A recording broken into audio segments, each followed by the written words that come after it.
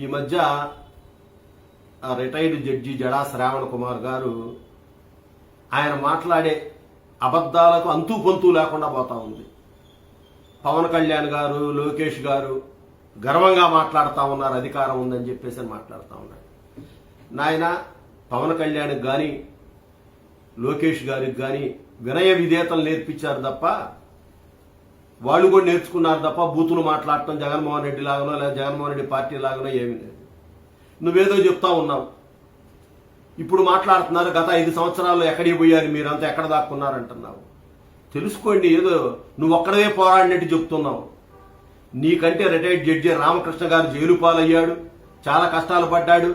మా పార్టీ నుంచి మా పార్టీ అప్పటి రాష్ట్ర అధ్యక్షుడు అచ్చెన్నాయుడు గారు, నక్క ఆనందబాబు గారు, ధూళిపాళ్ల నరేంద్ర గారు, దేవినేని ఉమా గారు, అయ్యన్న పాత్రుడు గారు, 70 సంవత్సరాల బుచ్చే చౌదరి గారు వీళ్ళంతా పోరాడారయ్యా.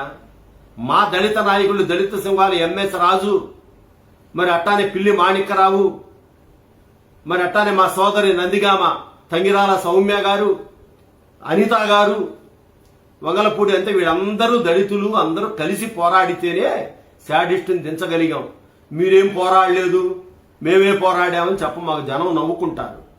అయినా అహంకారం గురించి గర్వం గురించి నువ్వు మాట్లాడితే మరీ విచిత్రంగా ఉంది.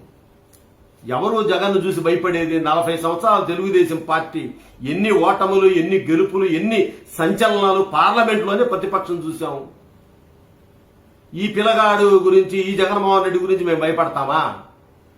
అరే జగన్ను చూసి ఏదో మాట్లాడుతా ఉన్నావు. నేను చెప్తున్నా, ఇవాళ LOKESH లోకేష్ అంటే వైకాపా నాయకులు 30 సార్లు పోయొస్తున్నారు బాత్రూంకి. గుర్తుపెట్టుకో నువ్వు ఈ మాట. కాబట్టి జైళ్లు తెలుగుదేశం పార్టీ నాయకులు కొత్త కాదు, బెయిళ్లు కొత్త కాదు. మాకు ఈ పార్టీకి అన్నీ అలవాటే. మేమేదో పోరాడాం దాంట్లో నేను ముందున్నాను మాట్లాడుతా ఉన్నావు. నిజమే, నువ్వు లోకేష్ గారికి వ్యతిరేకంగా మంగళగిరిలో పోటీ చేస్తే నీకొచ్చిన ఓట్లు 440. కనీసం నువ్వు 4 అంకెలు దాటలా. కాబట్టి మాట్లాడేటప్పుడు కొద్ది వాస్తవాలు మాట్లాడండి. ఇవాళ మరి మొన్న చించుకున్నటువంటి కొడాలి నాని, వంశీ, ద్వారంపూడి చంద్రశేఖర్ రెడ్డి, రోజారెడ్డి వీళ్ళందరూ ఏమయ్యారమ్మా? ఇవాళ ఏ కలుగుల్లో దాక్కున్నారో రమ్మను, వాళ్ళు మాట్లాడమను. అంబటి రాంబాబు గారి ఇంటి మీద దాడి తప్పు మాకు తెలీదా? ఎక్కడ దాడి, ఎప్పుడు దాడి చేయాలో, ఏం చేయాలో ఏంటొచ్చి మాకు తెలీదా? ప్రజాస్వామ్య పద్ధతులు మాకు తెలుసు. మేము రాజకీయ పార్టీని నడుపుతున్నా కానీ రామకృష్ణ మిషన్ నడపట్లేదమ్మా. మాకు ఎప్పుడు ఏం చేయాలో మాకు తెలుసు. ప్రజాస్వామ్యబద్ధంగానే మేము పోరాడతాం. మేమేదో తప్పు చేశామని చెప్పి ఎత్తి చూపిస్తే అది ప్రజల విఘ్నతకి మేము వదిలేస్తాం, ప్రజలు తీర్పిస్తారు. విశ్లేషకుడి పేరుతో ఈ కేఎస్ ప్రసాద్ అని ఒక ఎదవన్నాడు, పళ్ళు కొరుకుతున్నాడు. అసలు విశ్లేషకుడివా, విమర్శకుడివా, అసలు ఎవడవో నువ్వు అర్థం కాదు. ఎన్నికలకు ముందు కూడా జగన్ దగ్గర పేమెంట్ తీసుకొని పేమెంట్ బ్యాచ్ అందరికీ తెలుసు. ఆ రోజు కూడా పళ్ళు కొరికి జగన్కి అడ్డొచ్చే మగాడెవడో. అసలు పవన్ కళ్యాణ్, చంద్రబాబు నాయుడు, లోకేష్ ఇళ్ళ నాయకులు సింహం సింగిల్గా వస్తుందని చేసి చివరికి ప్రతిపక్ష హోదా కూడా రాకుండా భ్రష్టు పట్టించారు అతన్ని. ఇప్పుడు ఇంకా పళ్ళు కొరుకుతున్నాడు ఈ ప్రసాద్. ఇదివరకు పల్లెటూళ్ళలో చెప్పుకునేవాళ్ళు, కుక్క, పిచ్చి కుక్క లేదా మామూలు కుక్కలైనా మనుషులు కరుస్తుంటే పడుకున్నప్పుడు దాని మీద మంచం వేసి ఆ కుక్క పళ్ళు అంతవరకు ఊడగొడతారు రోకల మండ తీసుకొని. ఈ ప్రసాద్ కూడా ఆ పళ్ళు కొరక్కుండా ఆ పళ్ళు ఊడగొడితే ఏ గుండ్రా ఏదో సుత్తి తీసుకొని అప్పుడు కానీ ఇతను మాటినే పరిస్థితి లేదు. అసలు ఏందో అతను పూరకం పోన్నట్టు రెచ్చిపోతాడు. పిచ్చోడో మంచోడో కూడా అర్థం కాదు. అసలు నిన్ను ఎవడైనా విశ్లేషకుడు అనుకుంటారా? నువ్వు పేమెంట్ బ్యాచ్, నెలకు 2 లక్షలు 3 లక్షలు ఇచ్చి నిన్ను పోషిస్తున్నారు. కానీ జగన్మోహన్ రెడ్డికైనా ఆ చంద్ర నాగేశ్వరరావు, భార్గవరెడ్డి సిగ్గు శరం ఉండాలి. చూశారు కదా మీ నాటకాలు, మీ అన్ని కట్టుకథలు నమ్మే కదా బస్టు పెట్టారు. మళ్ళా నిన్ను పెట్టుకోవటం ఏంటి వాళ్ళు? ఇంకా నువ్వేదో మాట్లాడుతా ఉన్నావు. జగన్ మగాడు, నువ్వెవరు .5వా?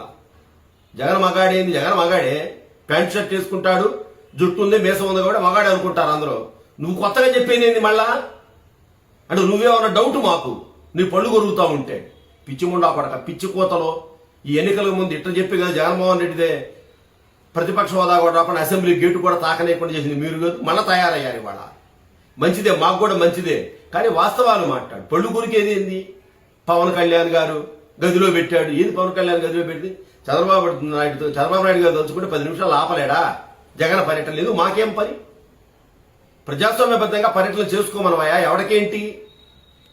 ఆయన చేస్తే మాకు అప్పుడు పాదయాత్రకి మేము అనుమతి ఇవ్వలేదు, ఏమైంది?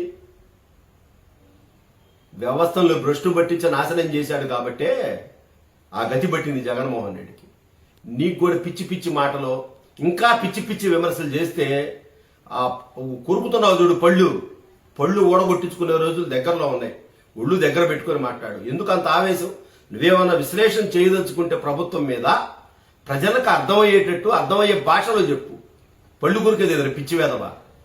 జర్నలిజం అంటే ఇదేనా? నువ్వు ఒక విశ్లేషకుడివా? మళ్ళీ నీ మాటలు నువ్వు ఆ జగన్ పేటీఎం బ్యాచి వాళ్ళు వీడియోలు పెట్టి దాన్ని సర్క్యులేట్ చేయటం. ఈసారి కనుక పళ్ళు కొరకటం కానీ పిచ్చి పిచ్చి బూతులు మాట్లాడటం కానీ అసంబద్ధ వ్యాఖ్యలు చేస్తే మాత్రం చెప్పా కదా, పల్లెటూళ్ళల్లో కుక్కల మీద మంచం వేసి పళ్ళు ఊడగొడతారు.